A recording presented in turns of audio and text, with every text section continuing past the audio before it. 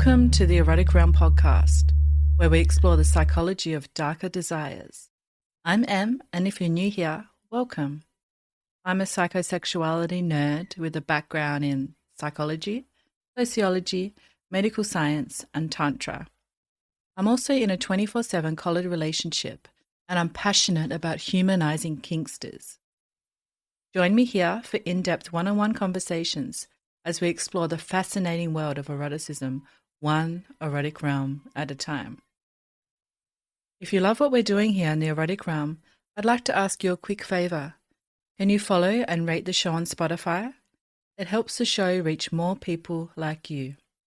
And if you haven't yet, I'd love if you could subscribe to my Substack, Psychology of Desire. This is where I go even deeper into the science of symbolism, of desire, archetypes, and erotic evolution. You'll get access to articles, unique surveys and research, and behind-the-scenes access to everything we're building. Visit psychologyofdesire.substack.com. I'll see you there. And now for today's episode. The following conversation is with Master Ecstasy, a leatherman, educator, and head of House of Ecstasy who has spent decades living a 24/7 lifestyle of power exchange. Known for his teachings on mastery and his 12-part series on power dynamics, Master Ecstasy embodies the leather tradition not just as a set of practices, but as a way of life. In this episode, we explore the origins of his erotic journey, the philosophy behind mastery, and what it means to propose marriage as a master to a slave. We also dive into an article which asks whether BDSM should be understood as an orientation in its own right or as a form of serious leisure. This research opens a profound discussion on stigma, identity, and what BDSM offers to those who live it fully. If you've ever wondered what mastery really means, how love fits into the world of BDSM, or what wisdom a lifelong dominant would offer to the next generation, this episode will take you there. Enjoy. Hi everyone, and welcome to the Erotic Realm podcast. Today, I'm very excited to have with me Master X. Welcome, Master X. Hello. Happy to have you here. So I always like to begin the podcast by grounding us in who you are beyond the erotic. For our listeners, could you share a little bit about yourself, the life you live, the things you're passionate about when you're not immersed in sexuality? Sure. Well, I noticed that a lot of the questions that were outlined for the interview were based on sexuality, and for me, I'm very much tied into power exchange. I have a wife who's also a slave, and I have a live-in house assistant who's also a slave to the house. So power exchange for me is where my heart is at when it comes to BDSM. Obviously with BDSM, you also often get into the SM side of things. So it's not just about power exchange. It can also be about the sadomasochism. But those to me are secondary to the thrill of having a power exchange relationship. For where the sexuality comes into, I will play with anybody. We're frequently in dungeons all over the Hudson Valley area. So I'll often have scenes with both men and women. I'm heteroflexible, so I don't really care if a person's a man or a woman. What I care about is what interests them and what can we do together. But what we would do together is almost always either a power exchange or an SNMC. I'm body fluid bonded only with my slave wife. So when it comes to the exchange of body fluids, I'm not going to be doing that with other folks, including my house slave. She's in pure service to the house, not to me sexually.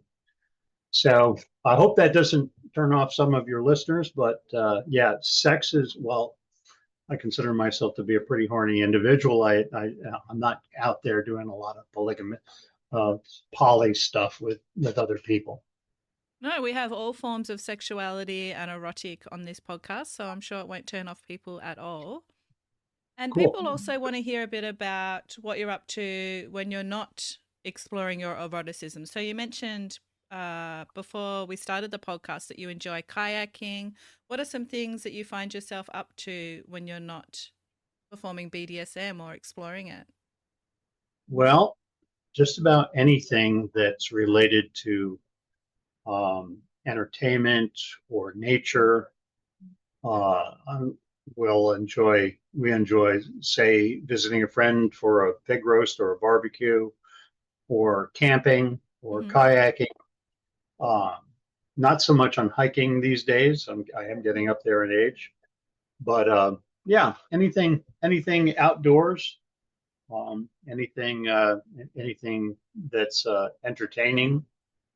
Uh, doesn't really matter. I'm very active in the local BDSM community, so I don't have a lot of time for other things. It seems like at least well, I'll just take this past weekend. Friday we had something called Kinky Tastings, in which we had 5 different BDSM stations that tops could come in and learn a particular thing, or a bottom could come in and, having never tried a thing before, could try it. So we had like a violet wand station, so if nobody had ever tried electricity before, they could try it. And a fire station. So if you've never tried fire flushing before, you could either learn to do fire flushing or experience it. We had a bondage and suspension station. So if somebody wanted to try either bondage or suspension, that was possible. On the lighter side, we had flogging and straps, and then on the heavier side, we had whips and canes. So whatever you wanted to try, and that was just Friday night. Amazing. And then Saturday was I did a power exchange class, the number 11 in the series of 12. I'm giving a 12-part series on power exchange, which again is my main interest. And this most recent one was looking at all the various webs of power that exist in and around us that you may not even have given some thought to. And then, having realized the entanglements that you have within your life, what does that mean for you based on where your inclinations are? And then we had a play party after that. And then I also have the House of X, which has my slave wife and my house slave, and I open it once a month. And it just so happens that same weekend on Sunday we had the open house, so it was back to back, Friday, Saturday, Sunday, no breaks there. So what happens in the open house on the Sunday? Well, you probably have heard of a munch. I would think most people have. A munch is essentially just the opportunity to go to a restaurant and meet people and sit and talk and share a meal, and if the place where you're going isn't too public, you can talk about your kink, and maybe you'll be lucky enough to meet somebody that you could hang out with later. When I have an open house, it's very much along those lines of a munch. However, of course, I have a private dungeon too, so if it's democratically chosen. We sit down, I buy pizza and wings and chips and snacks and things, and when people come in, if the person is a dominant, they may choose to be served by a submissive.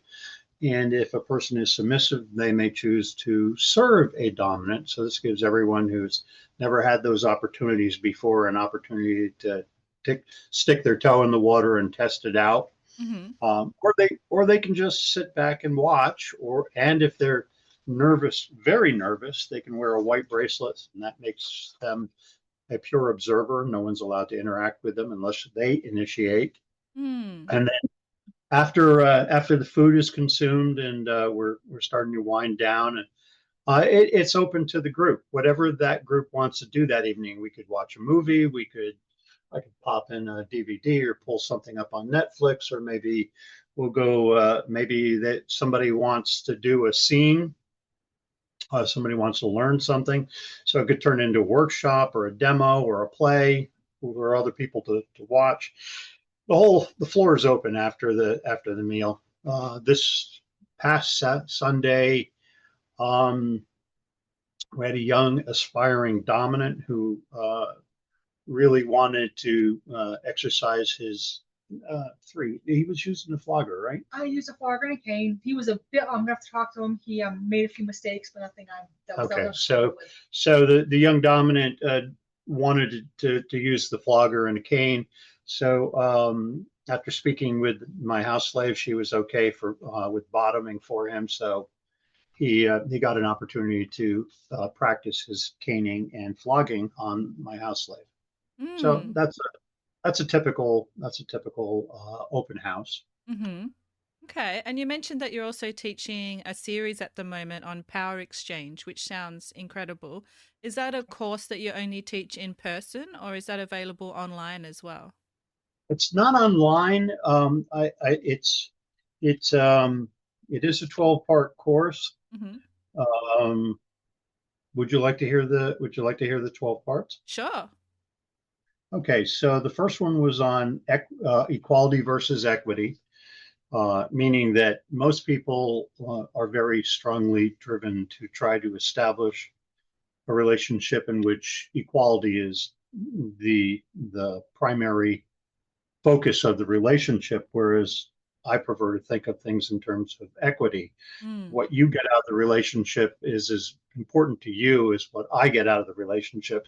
So even if we're in a power exchange in which um, we're not equal, what we get out of it, the value of what we get out of it is equal. So that was number one, was equality versus equity, which is a big one for me. Mm. Second one was talking about value and the value that you bring to a relationship. Then the third one was finding a great relationship and how you might go about doing that. Four was taking it slow, and that specifically is about the concept of three collars.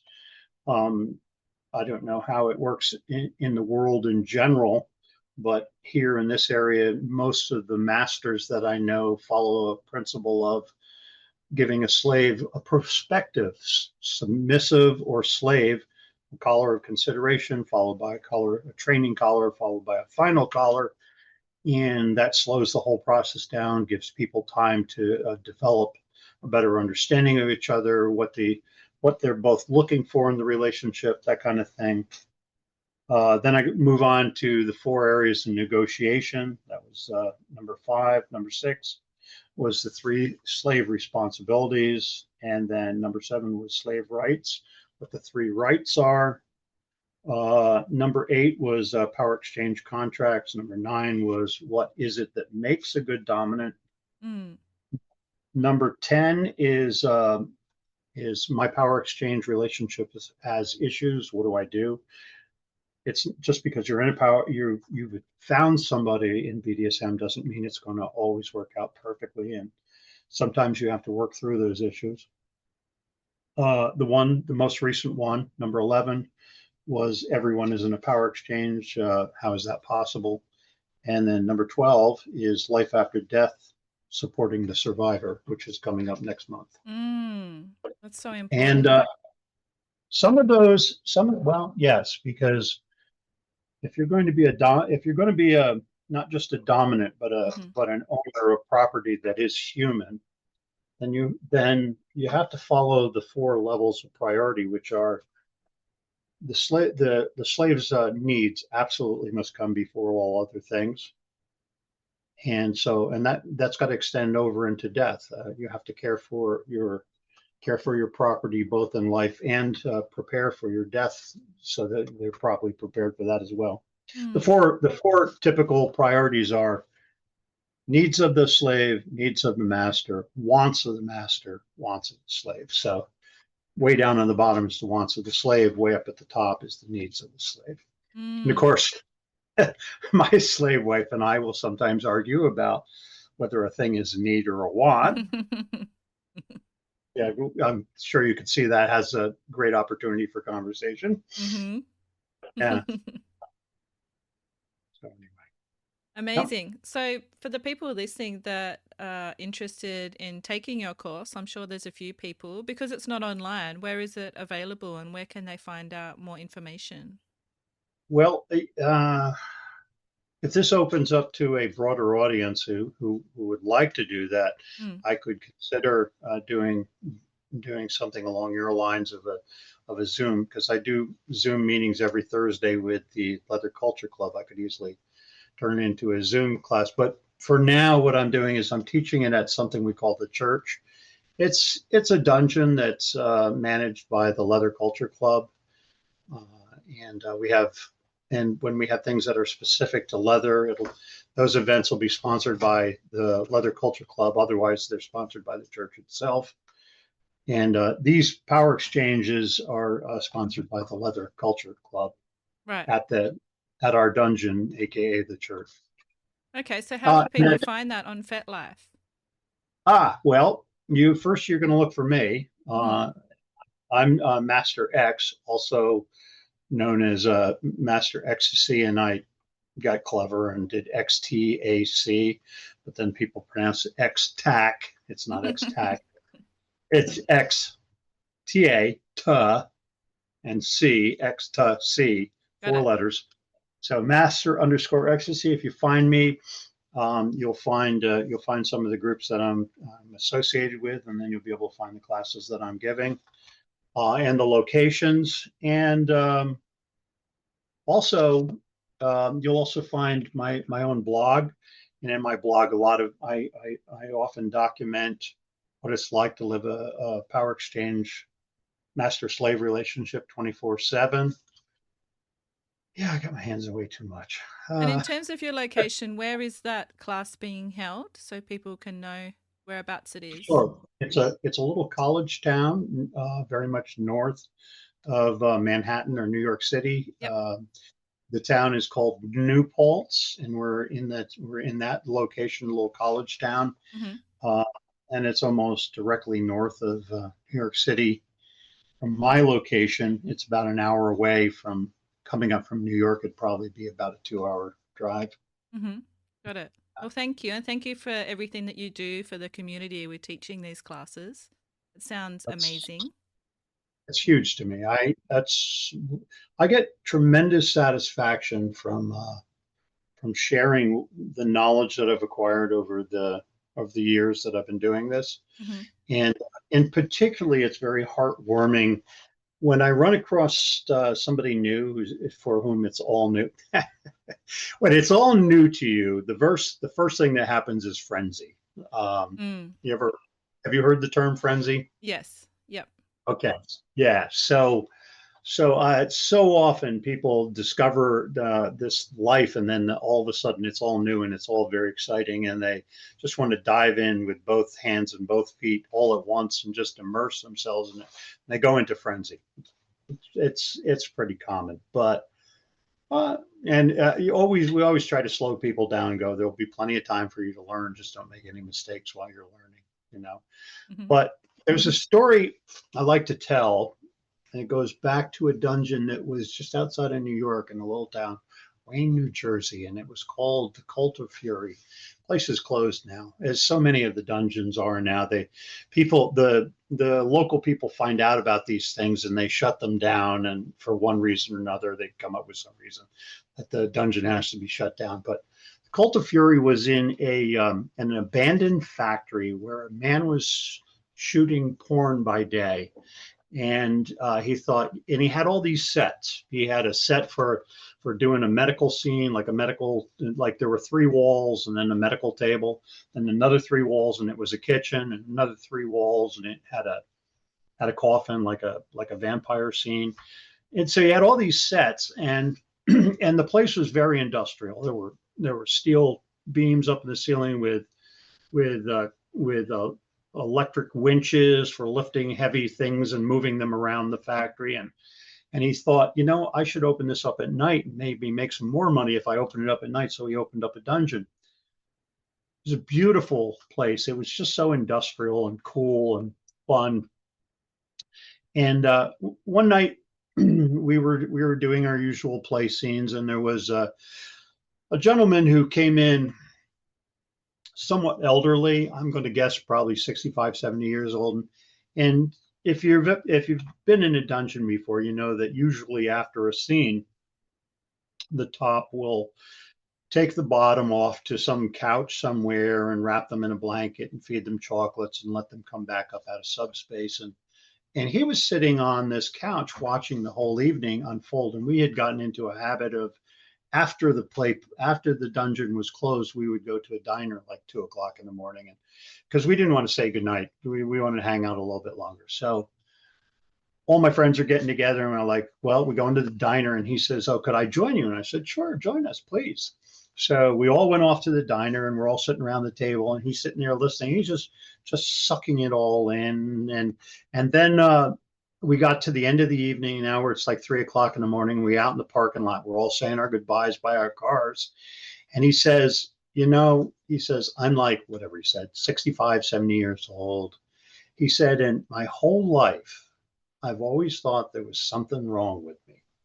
I always thought that these desires that I've always had were terrible and offensive, and that there was something wrong with me. And he says, and now I'm standing among a group of people who are just doing everything I ever wanted to do. He said, it's just amazing to me. And then he left. He got in his car and he drove away. And it was a melancholy moment in my life that I will never forget, because here's a man who in the twilight of his life has discovered there was never anything wrong with him, and that he always could have been part of this and been living his life by his rules and his expectations for happiness. And he held back from that.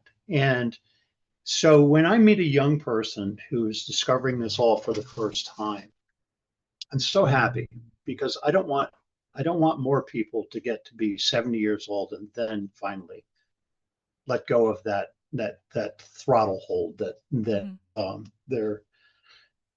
has them held back, so to speak. If it's consensual, if what you're doing is consensual and nobody's being hurt and you're getting pleasure from it, you should be able to pursue that freely and happily. And so whatever I can do to share some education and some opportunities for people to examine their own life and what they're doing, and give them the opportunity to explore deeper in the things that lights passion in them, then I want to be there for that, because that's where the real happiness is. That's such a powerful story. I really love that. And I so resonate with that. That's why I started this podcast, to humanize Kingsters and to show the world and people that even aren't Kingsters, if they listen to it, they will see that we're just humans like everyone else, and it's a natural part of sexuality and desires. And, we have our good sides, our bad sides, just like everyone else. We're still struggling with being human. And yeah, it's just another natural part of sexuality. So I really resonate with that story. Thanks for sharing it. Absolutely.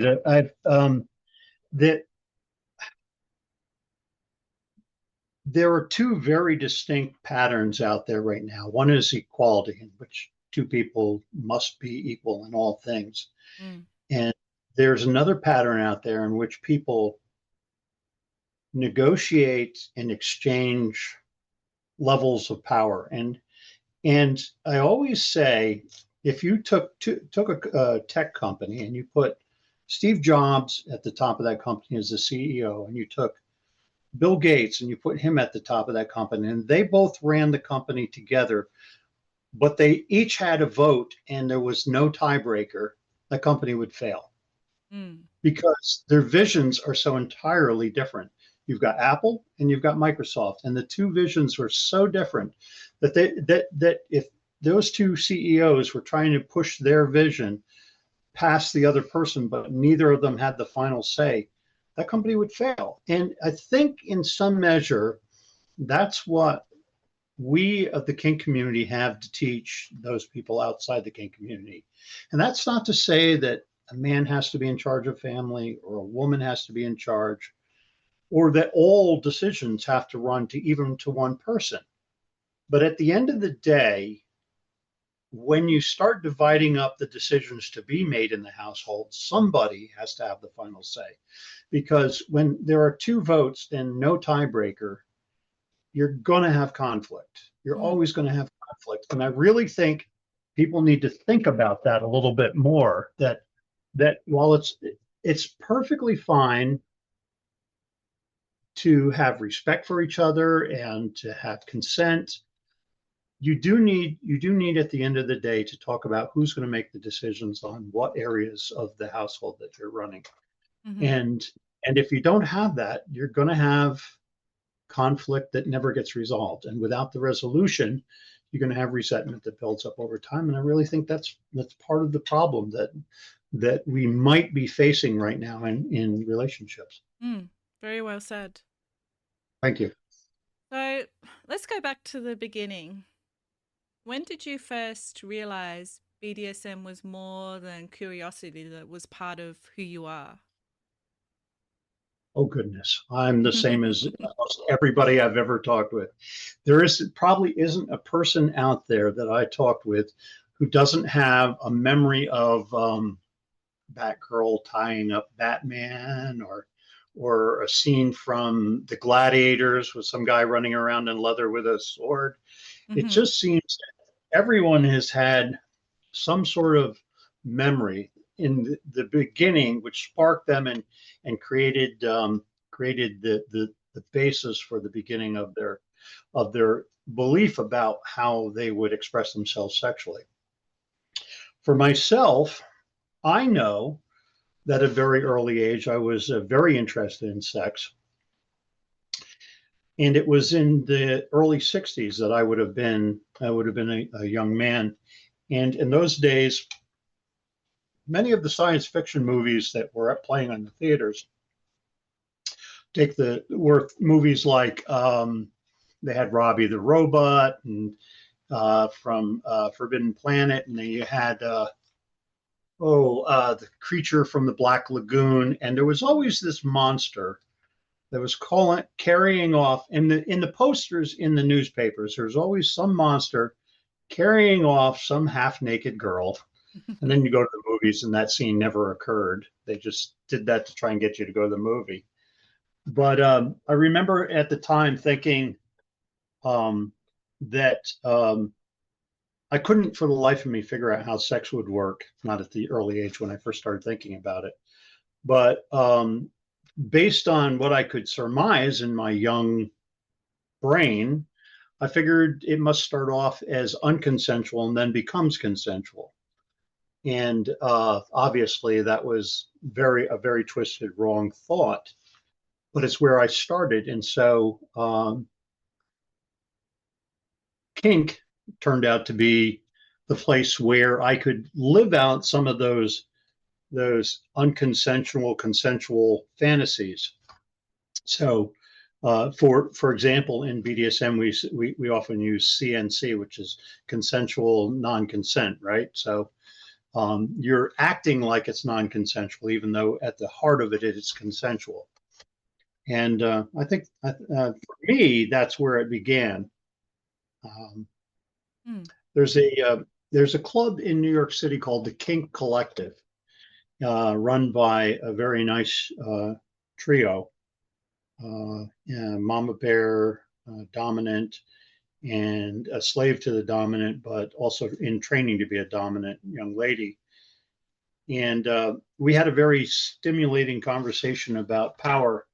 So the gentleman there that runs the place has quite a brilliant mind, very, very much kind of a philosophical type of discussion they'll hold. And he asked me why I wanted control so much. Why was control so big for me? Mm. And we look back into my youth and my earliest beginnings of where control started. And we identified a point in my life where that was where control was absolutely necessary for me to live in the life I was living. And then so that became a central theme to my life. Mm. Mm-hmm. So anyway, I do like to look back on my early influences and see how they've shaped my journey, but I don't do that as much as I used to. Mm-hmm. I'm very comfortable. I'm very comfortable with where I am now. I can't imagine being any happier than having a wife who's also my slave, and having a young lady in the household who works in association with her to Beautiful. assist with the household. Mm-hmm. So you just talked us through your first realizations about BDSM. How did you first discover the kink scene, and how old were you when you entered the kink scene? What was that like? I used to, when I was a kid, um, I used to draw my own cartoons, Mm. and so and all my cartoons were always kink cartoons. So I drew a lot of like comic books of my own, which involved kink scenes. And when I first started dating, um, I always wanted to do bondage. Whenever I would go on a date and I'd bring someone home, there was always rope or blanket strips by the side of the bed, and my bed always had eyelets in the four corners, Mm. and you know it was a hey, you want to try this thing, you know. Mm-hmm. Um, and and so when somebody did want to, it got hot and heavy really quick. And when somebody didn't, it was like, okay, this is not a long-term relationship. It's Right. kind of a litmus test, right? Mm. I had my first real slave in 1981, and God, that was the sex was awesome. The slavery was awesome, and it was a summer romance for her, and I got quite suicidal after it broke up. It Oh. took me it took me a very long time to recover and to get back to a place where I was in control of myself and other things at Mm. that point. Mm. But Was that because it was your first time really exploring your it sexuality was with someone? it was no, I had been Okay. very sexual before that. Mm. Okay. The way I met her was pretty funny. It was during the disco era. So if you could dance and you could dance well, people would see you on the dance floor and they'd be like, "Well, if they move like that on the dance floor, well, if people in the bedroom." This Fun. is before AIDS, so God, I went home with a different person every night. Mm. Uh, and every Wednesday, every Friday, every Saturday, out dancing, often going home with a different person every night. And the girl from '81, I had pulled up to a club where a friend of mine was playing piano, and he was outside with another two other girls, and there was a very attractive young lady there, and I walked between my friend and the other girl and this girl, and I backed her up against a car, and I got right in her space, and I said, "You're going out with me Saturday night." And her eyes got big, and she said, "What?" And I said, "You're going out with me Saturday night." I said, "Where shall I pick you up?" And she told me, and then I left. Just left it Fun. at that. And so I came and picked her up, and she got in the car, and she said, "I can't believe I'm going out with you." And I said, "Why are you going out with me?" And she said, "Because I had to know what kind of man would talk to a woman like that." Mm. Mm-hmm. So um, I had found my mojo again after she broke up with me, because it was so good. It was everything that I ever wanted. Yeah. So then I went looking in New York City for BDSM, In those days, 42nd Street was the porn capital of New York City, and there were porn shops up and down, and preachers on every corner preaching about the end of the world, and it was that was before Giuliani came in and cleaned that whole area up. But I was going up and down looking for how do I find a new slave, and I couldn't find one, and I couldn't find how it works. Years later, I found out how it worked. There were newspapers in New York City that you'd pick up, and in the back would be these classified ads, and they would tell you about parties. And you'd go to these parties, and you had no idea who was going to be there, if it was going to be safe for you to be there. It was very dangerous, and a whole series of protocols came out of that. Safety calls to make sure that you were okay when you went to the stranger's house. But I didn't become aware of how to get into community until the internet started to pick up, and with it, the whole world opened up, and then I started connecting with people all over. But in between those periods, between the 81 and the mid 90s, what we had was dating. Everything came down to just testing the waters. You'd go out on a date and you'd see if you had anything in common. If you didn't, that was the last date, and if you did, you'd explore it a little further. But there wasn't the ease that there is now. In fact, I have a site on FetLife called the Pre-Electronic Party, and dedicated to people who were finding kink before the internet. And those people are rapidly dying off, and there won't be a lot of them in a few more years. So I'd like to collect as many stories from people as possible who found community and connected before there was the internet.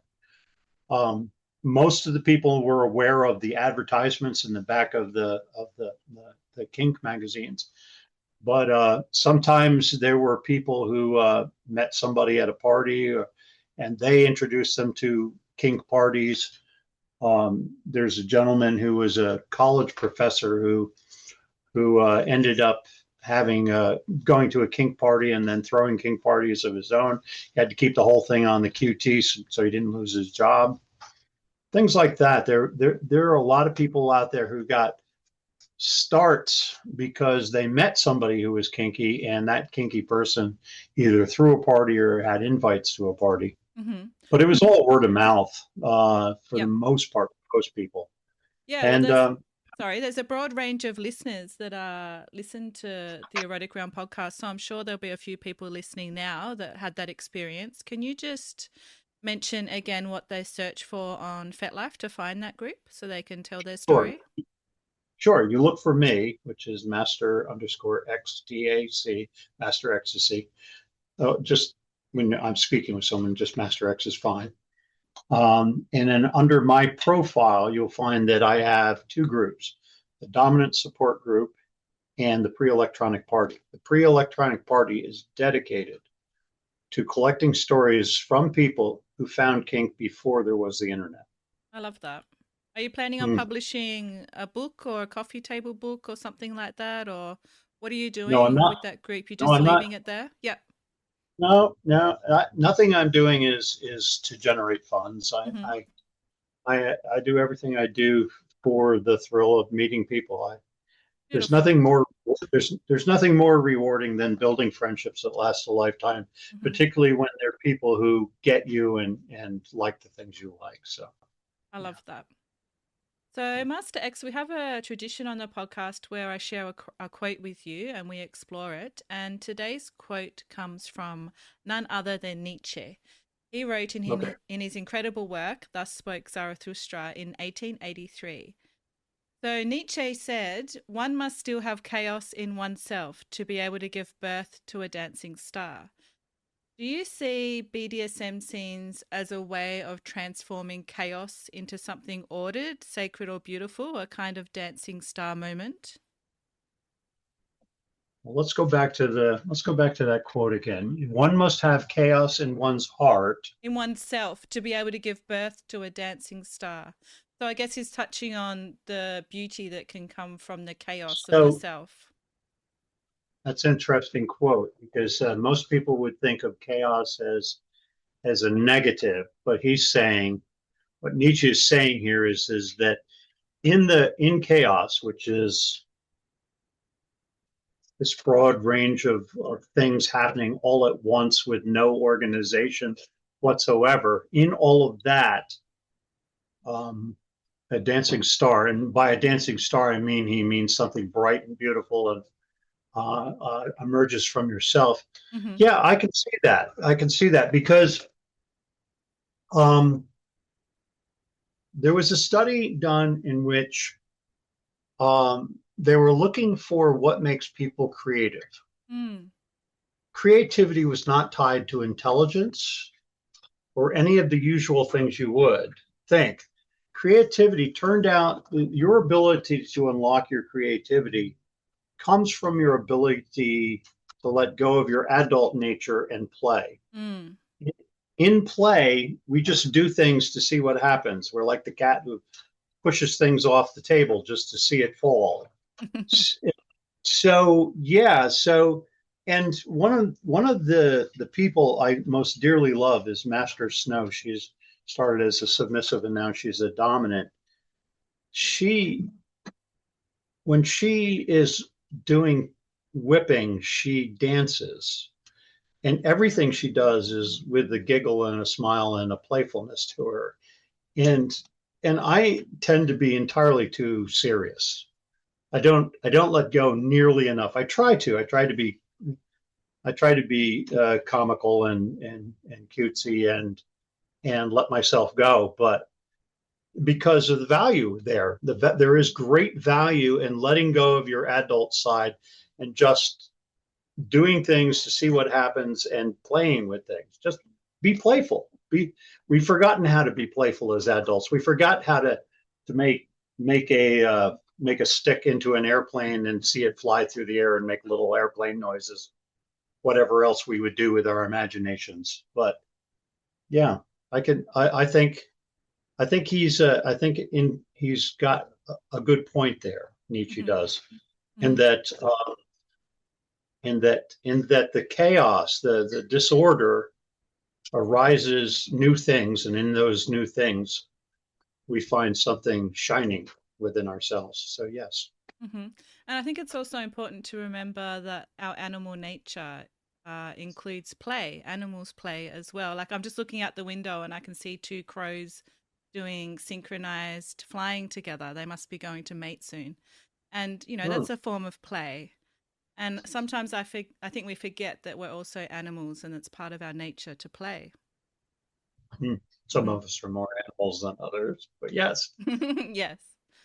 I'm curious to hear from you about mastery and its meaning to you. Do you see mastery as a skill set, a spiritual practice, or an identity you inhabit, or something else? I'm going to start with the last one first, identity. I've long argued that for people who are drawn to BDSM, you'll run into them 1 year, and then 10 years later, you'll run into them again.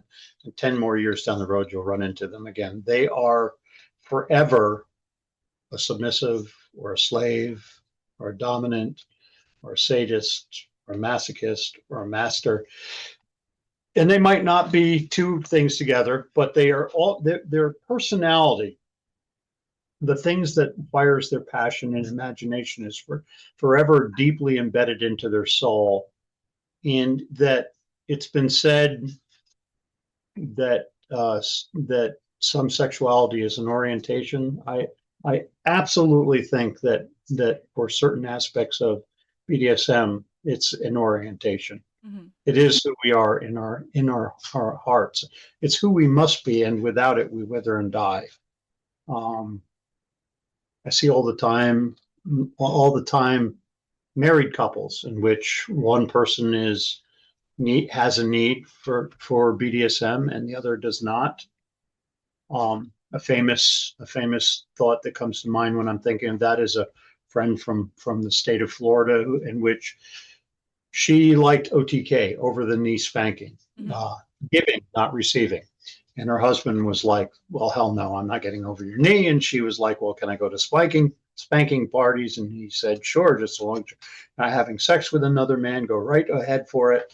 And so she went to the parties and she played, and she got to spank the people that she needed to spank, and she got to work that out in herself. But the thing is, and this is the other side of that coin, when you find yourself with someone who has realized that their orientation is one of these things, be it sadist or masochist or dominant or submissive, when you realize that's what you need to be, and you start to participate, it doesn't matter who you're having sex with. In her case, she was only having sex with her husband, but the men that she was playing with were as important, if not more important, than her own husband. Mm. The people outside our community think that the end all be all is who you're having sex with, and that's not true. Mm-hmm. Just as a patient can become tremendously enamored with a nurse or a doctor who saved their life, a person who is playing in a dungeon can become tremendously enamored with the person they're playing with, Mm-hmm. and even on a level perhaps deeper than if the person they're having sex with. Mm. So yeah, there's an orientation side to that, absolutely. Mm. Now, another one of the qualities that you were talking about was skill. There's absolutely a skill set required for mastery. Absolutely. And the number one thing about that mastery is you can never control another person unless you can control yourself. Mm. Men who become violent should never become dominants because they're not in control of themselves. And that's mostly probably a masculine quality. I know that women can be equally angry and lose their temper, but if you can't get your handle on that, then you shouldn't be a femdom. You shouldn't be in charge of someone else. Mm-hmm. You need to be able to control your anger first and foremost.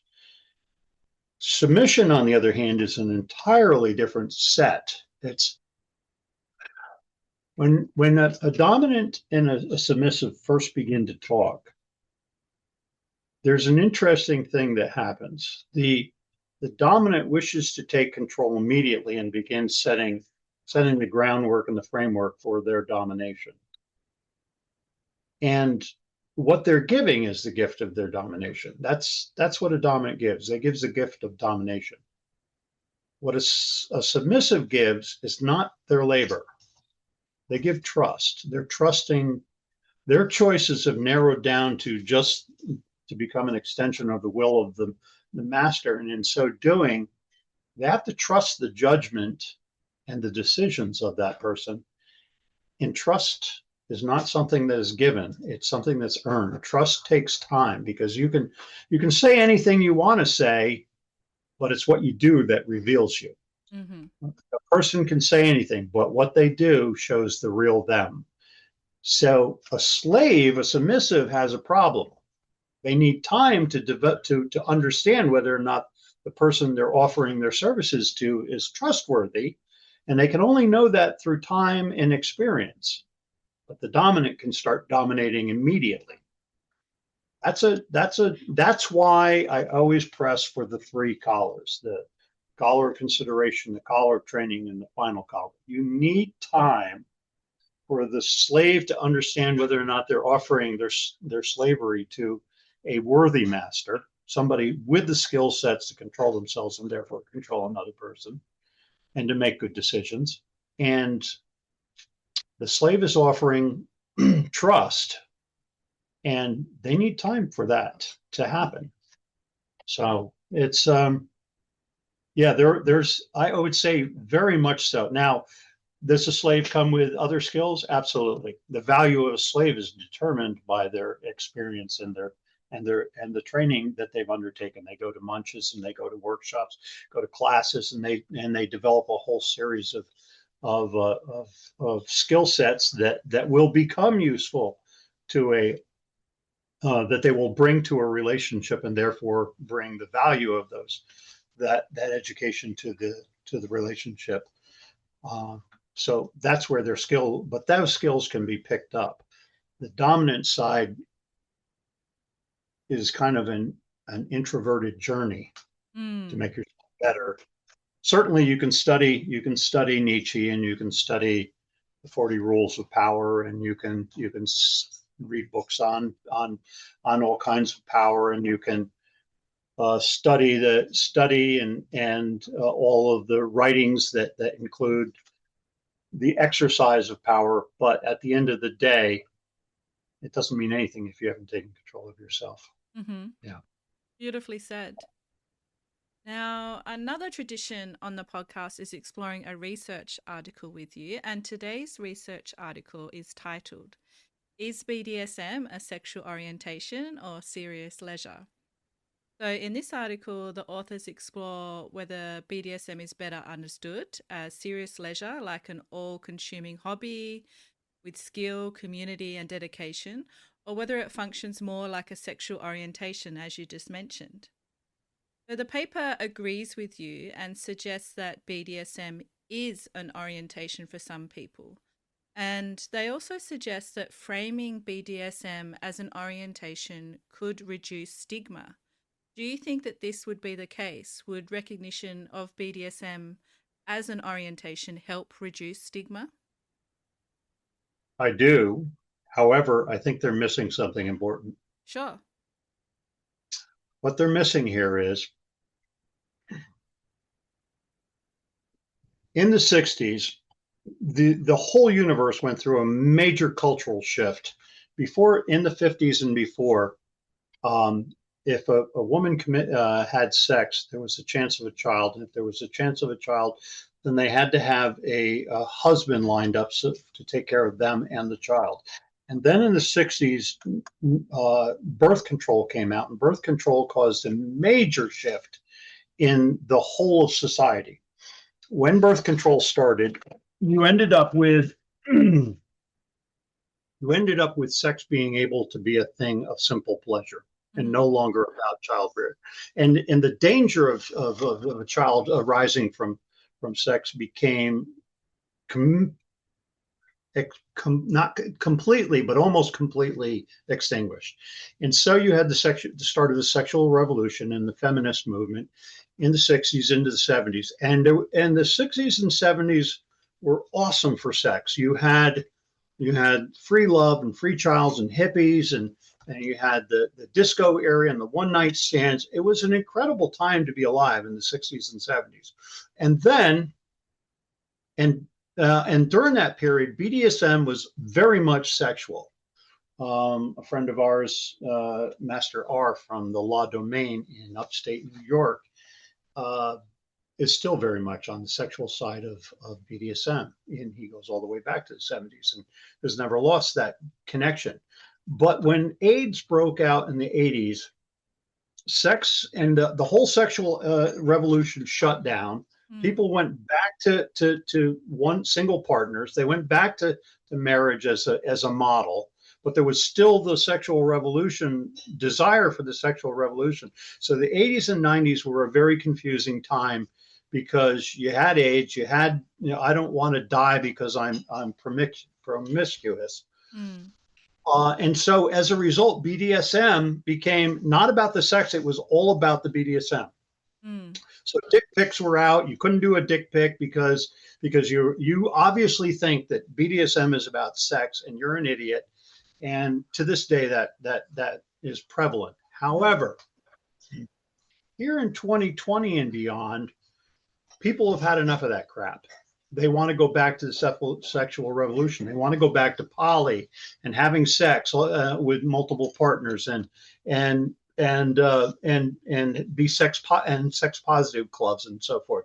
So there's a comeback. The 60s is kind of making a comeback now in 2020s, but with cautionary tales. It's got to be safe sex. You got to have a condom. You got to be this and that and the other. But I really think that sex is coming back into BDSM. in the 2020s, and mostly with the younger people, not with the older people who went through that whole AIDS thing. So most of the older people that I'm in communication with, they're still of the mindset BDSM has nothing to do with sex, and younger people are like, well, where's the sex party? I came here for sex.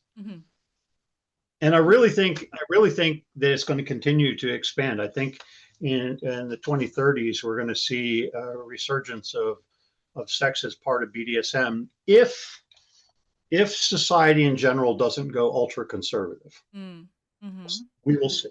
We'll see how it goes. But there is a whole movement that's happened between the 50s and now that you need to step back from and look at the influences and how it's changed things in order to see how BDSM fits into that. Because BDSM sex was tight in the 60s and 70s, then the 80s and 90s it wasn't, and now I think sex is starting to find its way back into it, but with a precautionary tale. So go ahead. No, I was just going to ask, do you think it's true that BDSM is an orientation for some people and not for others? Is everyone... Oh, God, yes. Yeah, so... Oh, yeah. Okay, yeah, so everyone that's interested in BDSM isn't part of the orientation. For some people, it is serious leisure? Kink used to be a bad word in the BDSM community, because kink meant you were a weekend warrior. You got it, ooh, why don't you tie me up and then we'll have sex, and that, oh, let's not do that again for a month, that kind of thing. So kinky wasn't kind of got a bad name for a little while, but now it's much more mainstream. A lot of people see BDSM as kink, but yeah, there are absolutely people for whom it's an orientation, and there are people for whom it's giggling fun. Yeah. Yeah. So how do you feel about the mainstream co-opting of kink aesthetics without the psychology and depth behind them? For example, 50 Shades of Grey. 50 Shades of Grey. Well, everyone in the BDSM community hates 50 Shades of Grey. One of the questions you were going to ask me is a book I like. Yes, go ahead. And what I like is the movie Secretary. Yes, love that movie. I played the movie Secretary here during open house so many times, because the movie Secretary is about a woman who has pain that must come to the surface, and when she sees the evidence of the pain, she knows that she's here and alive, and as it heals, it's comforting. Isn't it? Isn't that's a way to say it, right? Kind of almost. That's how the line goes in the movie. Yes, they discover each other, and although they have a hard time getting past societal norms, they come to accept in each other that they're a good match. They both what he offers she needs, and what she offers he needs. Yes. In 50 Shades of Grey, that was written under the classic female porn line, in which girl meets the guy, she hates the guy, she has a hidden beauty inside, the hidden beauty comes out, and they become star-crossed lovers. Okay, so in 50 Shades of Grey, she meets the guy. He's got this really ugly side to him. They fall in love, and then she heals him. No, that's not how it works in a real situation with BDSM people. If it had been written for BDSM people by BDSM people, she would have found him enticing and interesting. She would have been invited into his world, and she would have found that it was okay for herself to explore that world, and that there were aspects of it she liked, and then she became part of his world, not take him out of his. That's where that story went wrong for us in community. So let's talk about love. How does love fit into this world of BDSM, and what has BDSM taught you about love, intimacy, or trust? Well, there are people I know who don't want anything to do with love. They just want want power exchange or they just want sadomasochism. I'm not one of those people. I want love. Mm-hmm. I love my wife very dearly. And for me, the power exchange is about exploring that and picking at it and making it go deeper every day. She is a SAM, a smart-ass masochist, and I love that about her because it gives me material to work on so that we're never quite boring. She will tell you, she'll often tell you the story of that describes her to a T. We were at a restaurant one night, and I don't know what I got upset with her over, but I said, "Get your ass in the car." And so she turned around, bent over, stuck just her ass in the car. Okay. Yeah, well, that's a smart ass masochist. She did exactly what I said and did it exactly the wrong way, knowing full well she was doing it the wrong way, but did exactly what I said as a way of just pissing me off further. Mm-hmm. And I love that about her because without that kind of playfulness, without that kind of challenging of my decisions, then I don't have any material to work with. It becomes rote and day to day. Mm-hmm. Not that we don't have some things that are rote. We have rituals, rules, and protocols that are in place. And ritual 1 says that every day she must reaffirm her consent. And we have an actual ritual that's done in order to reaffirm her consent every morning. It involves the bringing of a cup of coffee and asking if she may continue to serve the master she loves and chooses. But it's a ritual. It's very ritualized in the way it's presented.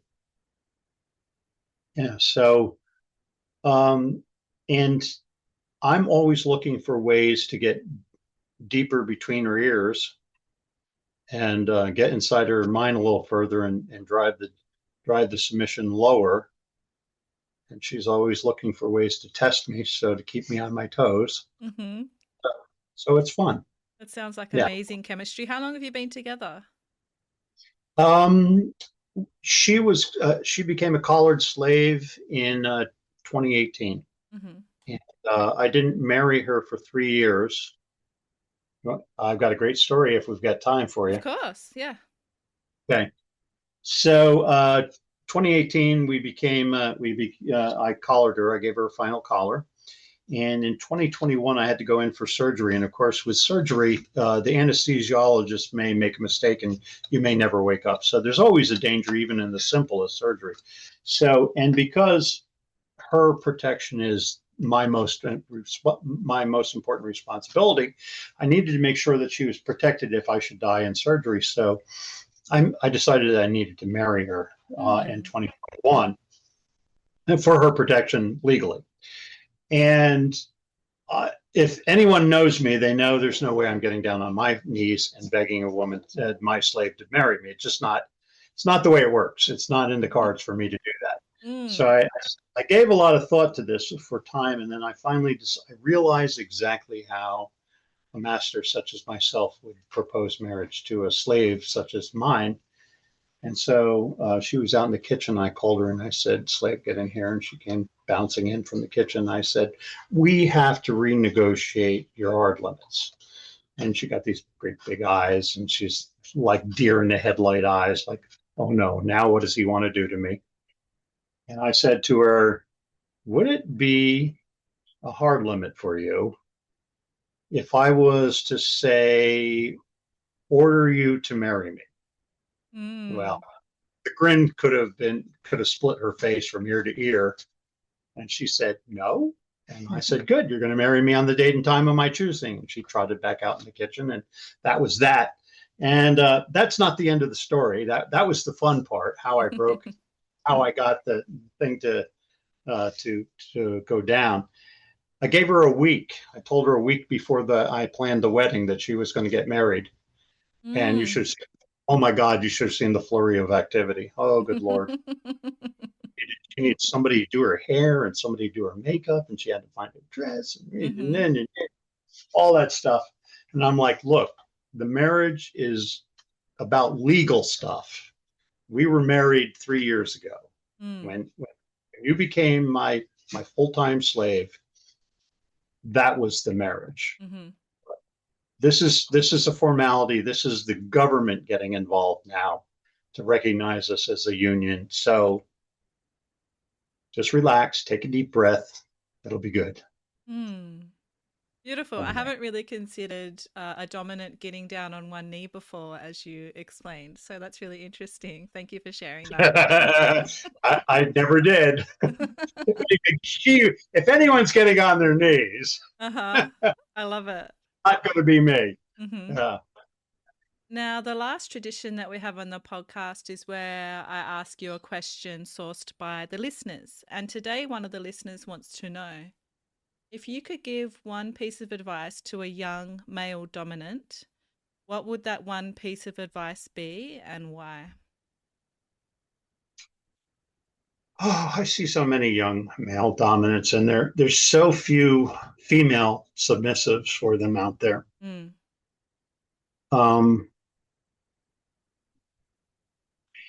And I think the greatest challenge for young dominants today, especially for young dominant males, for young dominant females, the young submissive males out there are a dime a dozen, at least in my neck of the woods.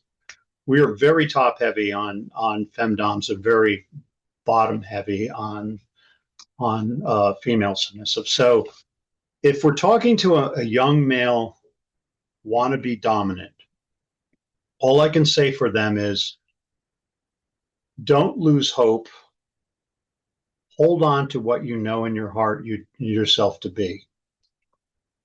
You cannot find what you're looking for by being the sad, pathetic guy in the corner whose wishes he was the center of attention. That's never going to happen that way. Mm. If you walk into it's an example. The example I always use in trying to explain this to people is, if you walk into a party and there's one guy in the corner and he's sad and lonely and pissed off because nobody's paying attention to him and he knows nobody likes him and he'll never be having a good time. And there's another guy who walks into the party and just starts dancing in the middle of a room with no one and doesn't give a shit what anyone thinks. That's the guy who draws all the attention. Mm-hmm. That's the guy everyone gravitates to. They want to stay away from the sulky dude in the corner. They want to hang out with the fun guy. Mm-hmm. So if you're a young dominant and you want to be a young dominant, be one. Go out and be assertive, be extroverted. Go out and pursue your happiness, because in the course of pursuing your own happiness, that which you would seek but never find will find you. Mm. Very well said. Thank you. That's great advice. Thank Now, you. out of all of your decades of play, looking back at everything that you've experienced, I'm so curious to hear, what's a peak experience that really sticks out to you, one that you'd be happy to share with us, and tell us why it was a peak erotic experience? Well, if we're just talking eroticism, it would be all the sex that I had with my slave from the 80s. Mm-hmm. There was so much. Mm-hmm. Blowjobs in the car, screwing on the hood, going out in the woods, just wherever, whenever, however. If we're going to talk about my slave wife, this is not going to sound tremendously erotic. But when I think of my slave wife, the moment that I think of most fondly of her is a party run by Tickle Boy. He's a man who's into feet. And he threw a New Year's Eve party every year, and we were in his kitchen. And to this day, I think there might even be an article about it in my blog, in which I spell out the event and everything about it. But there were a group of people at the table, and there was people over by the island, and people were eating and laughing and talking. And I remember she and I were on stools with our backs to the sliding glass that went out on this deck, and I turned and looked at her. And while I would consider my wife to be a classic beauty, and like skinny, perfect figure, all that. She has long blonde hair, and I looked at her, and she looked at me, and in that moment, I was struck with how beautiful she is. Aw. Now, people might say, no, that's not true. Maybe she's got a little hair on her upper lip, or maybe she's a little overweight, or this or that or the other. But I don't know. I'm sure that my sense of how beautiful she was influenced by my love for her, Mm. Mhm. not by her actual appearance. But I did that thing in my mind where I'm thinking to myself, well, I'm seeing her this beautiful because I love her, or am I seeing her that beautiful because she is that beautiful? Mm. And I couldn't tell the difference at that Mm. moment. And I wrote a blog on it.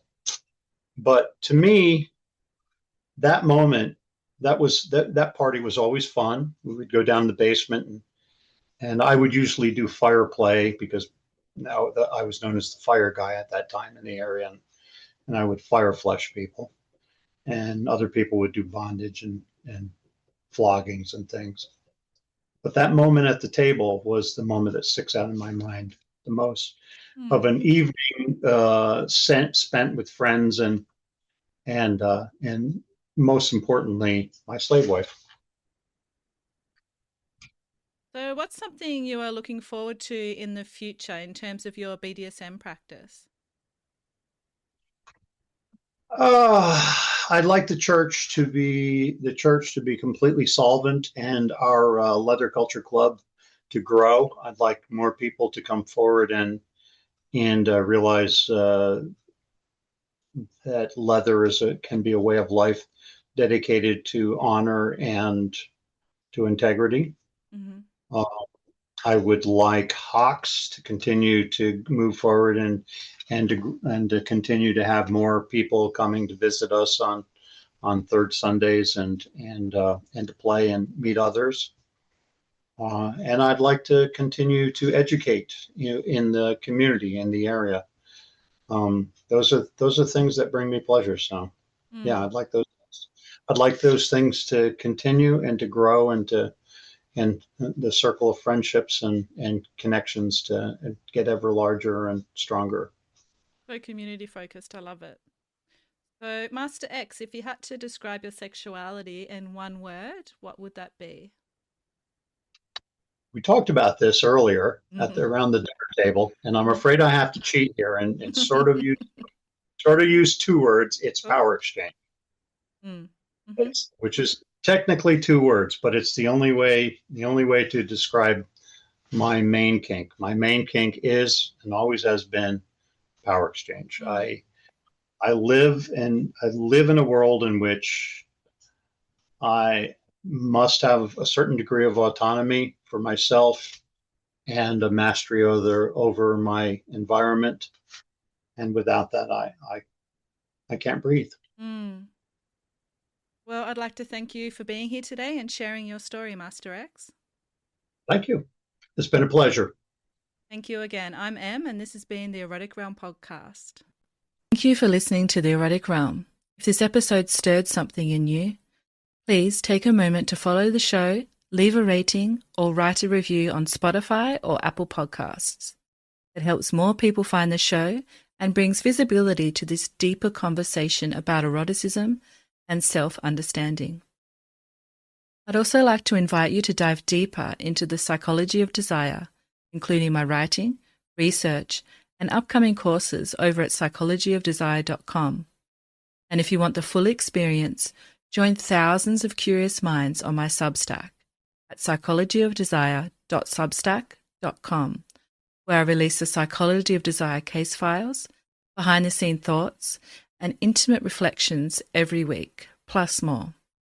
Until next time, stay curious, stay embodied, and keep exploring. Also, as always, stay perverted.